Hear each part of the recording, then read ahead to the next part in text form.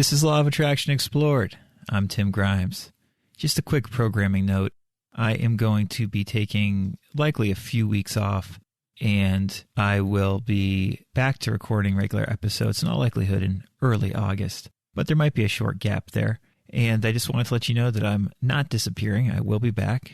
And as I often like to say, a great thing to do is to listen to older episodes of the podcast. Because I often find that when we listen to this stuff repeatedly, I should say, when we listen to this stuff repeatedly, we get brand new things out of it. And that even goes for myself. When I listen to some of these older episodes, I realize, oh, wow, I'm learning something new from what I quoted or from one of the points that I made. So if you have any questions for me while I'm away, feel free to email me at info@radicalcounselor.com and enjoy the episode. So today I wanted to bring back in one of my favorite teachers, period. She's definitely not a law of attraction teacher. She never talks about the law of attraction. As far as I know, she never really talks about manifesting stuff. That person is Claire Weekes, who was just a great doctor and mental health practitioner last century. She was from Australia. She's written several classic books, and we already discussed her work in the episode where I was discussing the process of letting go. I was describing how her advice and David Hawkins' advice is very helpful for learning how to practically let go in mundane day-to-day situations.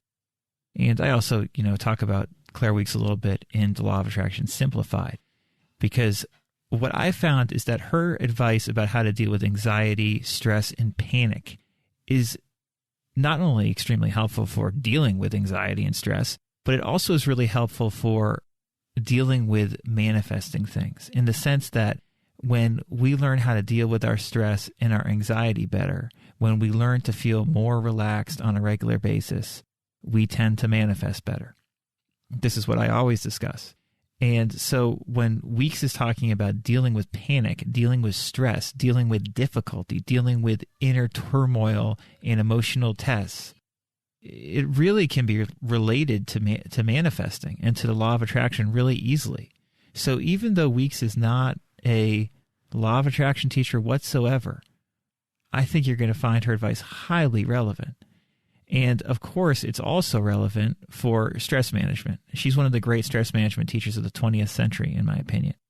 And, she talks a lot about panic in seemingly extreme situations. For instance, the excerpt I'm about to read pertains mainly to people who have agoraphobia, people who are afraid to leave the house or be in crowded places. But even though it's an extreme example, what Weekes always says is these extremities are just part of all of us as well. So even if we don't have agoraphobia, we still have a lot of these same feelings. And I think you're going to get the gist of what I'm talking about when I read this excerpt. This excerpt is from her great book, Peace from Nervous Suffering. It's one of her more famous books here in the States. And again, it just deals so much with these issues we always discuss, dealing with stress, anxiety, fear, and how to move through them and be able to stay composed even when this difficult stuff hits us. Before I read the excerpt, actually, let me just remind you of Weekes' general philosophy. When it comes to fear and panic and anxiety, she says, face, do not run. Accept, do not fight. Float past, do not listen in. Let time pass, do not be impatient with time. Those are great pillars to live by in terms of stress and anxiety and how to deal with them better. Now let's read this excerpt and see how it pertains to the law of attraction. So again, this excerpt is specifically her speaking to someone who has agoraphobia, but I think that you are going to see the relevance in what she's saying. When Weekes talks about going a distance, it's very easy to look at that distance as a goal we have, as something that we want to manifest, and that something that we're afraid we're not going to manifest, that's in the future. And this is what Weekes says. You are making the mistake of trying to cope with the distance, of trying to get as far as the town center. You all make the same mistake. You fix your eyes on a distant point and try to urge yourself toward it, thinking, I must get there, I must make it. Do not do it that way. It is yourself you have to cope with. not a certain distance or a special place. It is coping with yourself that matters, not making the town center. Now, obviously, making the town center, we could look at that as also a metaphor or an analogy to manifesting what we want. So in other words, it is yourself you have to cope with. That's what matters. It's not about manifesting that certain thing in a certain length of time. Weeks goes on to write, it is coping with that one moment, the moment of extreme panic, wherever you might be, that is important. When you go through any journey, whether it is only a few yards from home, or on towards the town center, or even staying at home alone, I want you to understand that the worst you have to go through is that one moment. Even when you are in the town center, surrounded by shops and people, surrounded by the worst that can frighten you, it is still only the same moment you have to face. It is never very different. Never forget that. So please try not to be deterred by any threatening future event that may seem especially frightening. The very worst experience can bring you only that same moment. Learn how to cope with it, and you will have coped with everything. I have explained how to cope with the moment of panic again and again in my book and records. Holy cow, that is a fantastic passage and recommendation. And I think the analogy to the law of attraction, the similarities to applying manifesting principles and coming up against anxiety, panic, fear, and doubt of not being able to manifest what we want should be very obvious. She might as well be talking about manifesting something and running into panic and anxiety that it's not going to manifest. Almost invariably, when we want to manifest something significant in our life, when we want to make a quote-unquote big change, whether it be a change to our health or our relationships with certain people or our job or our financial situation, anything that seems big to us, we are going to run into moments of stress, anxiety, and panic where we doubt that what we want could ever possibly manifest. And even using all of our ability to try to feel as if it is going to happen, we still doubt ourselves. What often happens, what usually happens, quite frankly, for people who are not versed in these principles, is they give up.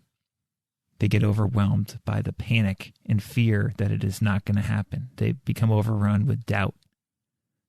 But if you recognize that that doubt, that fear, that panic, that moment is the worst that's going to happen, that there's nothing worse that's going to happen in the future except for this one moment, then things change. Then, like I say in the Law of Attraction Simplified, when you get knocked off the horse in that moment, you're eventually able to get back on and keep on riding towards what you want. Because you realize there's nothing you really have to cope with except for this one difficult moment right now. There's nothing worse than it in the future. You're projecting future doubt and fear and uncertainty that does not need to be there. You can still get what you want, even when this fear and anxiety and panic comes up, as long as you recognize that that's all it is. It's just a passing feeling, and that it will go away and that you're still going to reach your destination, your goal. At least on some significant level, you are going to get what you want if you just keep going and don't let the moment overwhelm you. To quote from this passage again, it is yourself you have to cope with, not a certain distance or a special place. It is coping with yourself that matters. So this is not about manifesting a specific thing. That's not why the anxiety is coming up. That's not what you have to deal with. That's the outer world. The inner world, how you're coping with yourself. That's what you have to deal with. That's the issue. What to do in the outer world will take care of itself and will be presented to you in an appropriate way if you cope with yourself appropriately. What we often do is not cope with ourselves appropriately. We do not face and not run. We do not accept and not fight. We do not float past and not listen in. We do not let time pass and not be impatient. We don't let things play out. We don't recognize that what we want is there if we stay focused on it and clear about it and knowing that we are going to get it, and that going through these blips, this anxiety and this panic is all part of the process, and we will still get what we want. It's a beautiful teaching for both mental health, dealing with anxiety and stress, and for manifesting. Again, I can't recommend Claire Weeks high enough. She's just a wonderful teacher. And I hope that her wisdom here was helpful for you today.